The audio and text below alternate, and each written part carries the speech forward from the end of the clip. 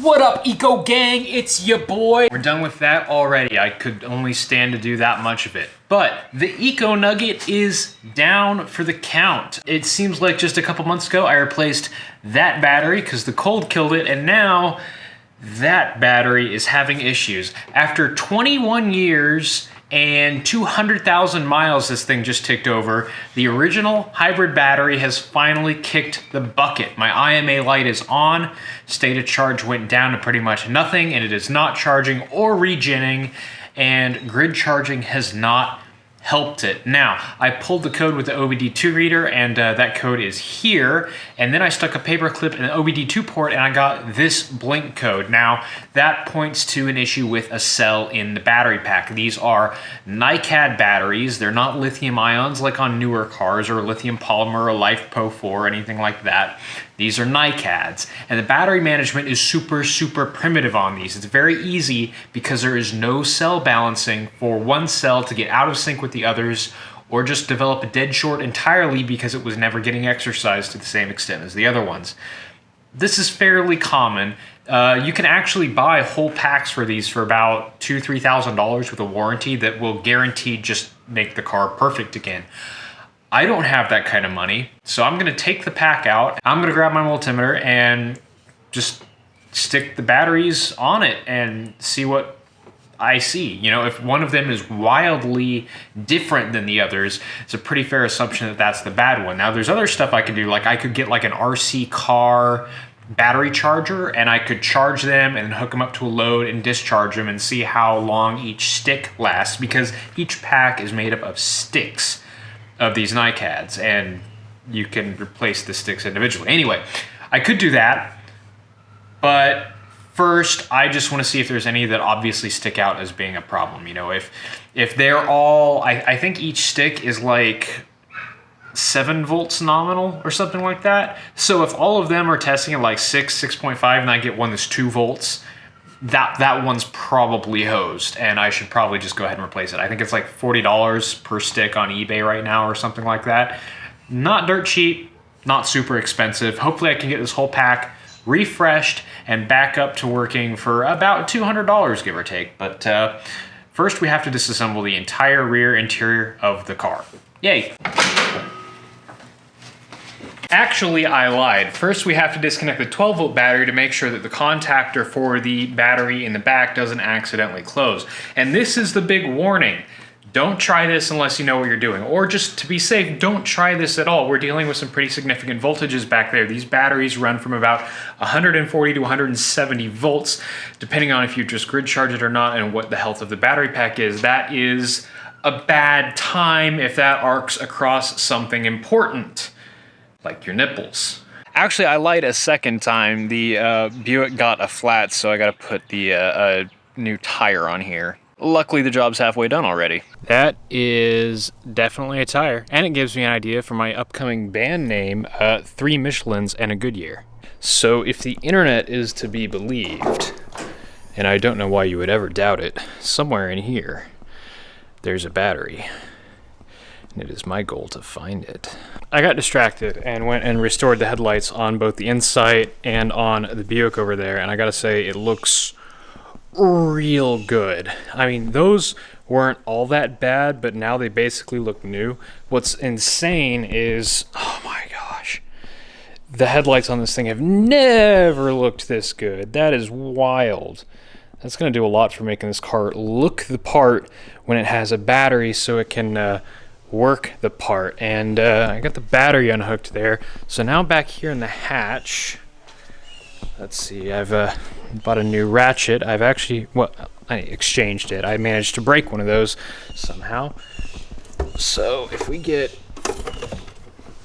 this out of the way, all this carpet has to come out. I forgot this thing has a CD changer back here. To my knowledge, it actually sort of works. So let me unhook that, and I'm going to pull this carpet up, and we'll take a look at what we're dealing with. I've never been back here before, so this should be interesting. I will be honest, I did not realize that these things had spares. Look at how absolutely adorable this is.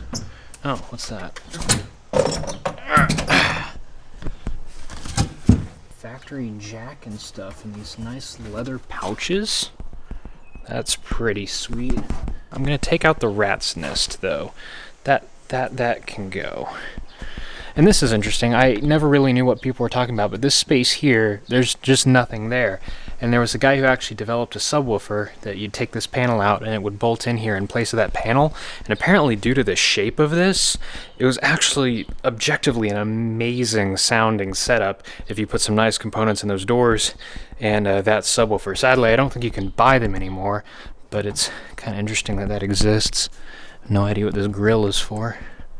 I guess we might find out. Warning! High voltage. You will be killed or hurt. Do not remove this cover. No customer serviced parts inside. I think I will customer service parts inside. Important battery disposal information. 144 volt nickel metal hydrate battery requires a special handling and disposal process. Light it on fire. Watch the ozone layer burn. So I've been undoing 10 millimeters because this is the only tool you need to disassemble an entire Honda. And this whole cover will come off. But first, that can come up. And there is a handy little switch here. And that completely disables the contactors, and the battery pack is now effectively inert. So I can continue with the disassembly so that I can customer service some parts. Screw you, Honda. I took a class once on how batteries work. Here is the pile of the interior, which all just kind of Velcros in place, and then there's like 4 million 10 millimeter bolts and some clips, and the big metal panel comes off, and here's what we have. So that's the inverter over there. Big ol' fan ducty boy here, which I think actually sucks air in from on top of the fuel tank and then pulls it back and through. And another fan for the battery pack itself, which is this box. Here we've got the grid charger port and some of the associated stuff, a relay here to turn the fan on and off so that the pack can stay cool while it's charging. Now that the switch is off, I need to check and make sure there's no voltage there, and then we can unbolt these and unbolt that ground and start getting this battery pack out of here, which will be fun because it weighs like a lot. It has to go straight up, so you're basically just entirely lifting with your spine, which is always a good move. An absolute flurry of activity just happened. We got the positive and negative off after verifying they were 0 volts, took this ground off, took off this brace, unplugged this, and fun fact, you can't unplug this without first removing it from its mount, because there's like a safety catch on there, which is super fun. Got the main mounting bolts for the pack out front, and then the rear, which live under the brace that was there, so the brace came out, which meant all these super fun interior plastics had to come out. There's about 1 million 10 millimeter bolts holding all this together, 12s holding the battery pack, and now we're ready to unbolt the MCM and BCM, or MCM and BCM, I don't remember, and continue on our way. The only part we're interested is this here underneath these two modules, so hopefully we're actually getting pretty close. There's nothing really holding it down other than all the wiring at this point.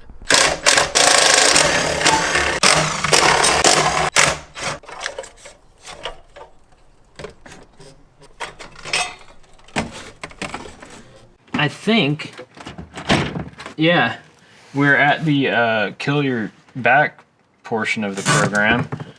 I don't know.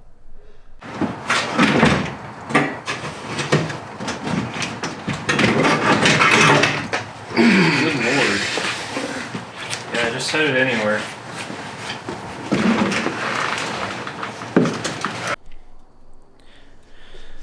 That's it, the IMA pack is out. We got one of the end caps off here. You can see the ends of all the sticks of batteries, and now we're trying to get this side off of here. And it looks like these rubber caps covering some screws deep in there that are keeping this cap from sliding up and out. So I guess we'll get those out of there and get this cap off and see what we can see.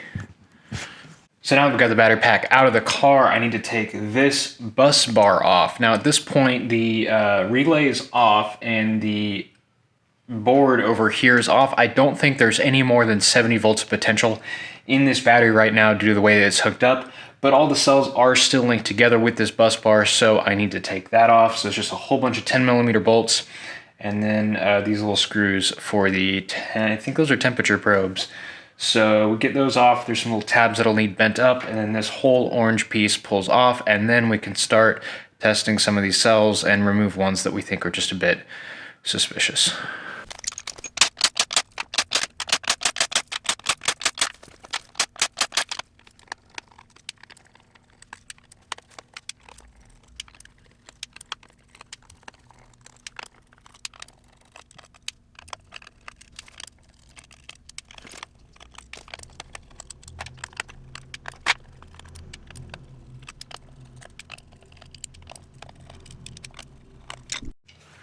Just a couple seconds with a pick.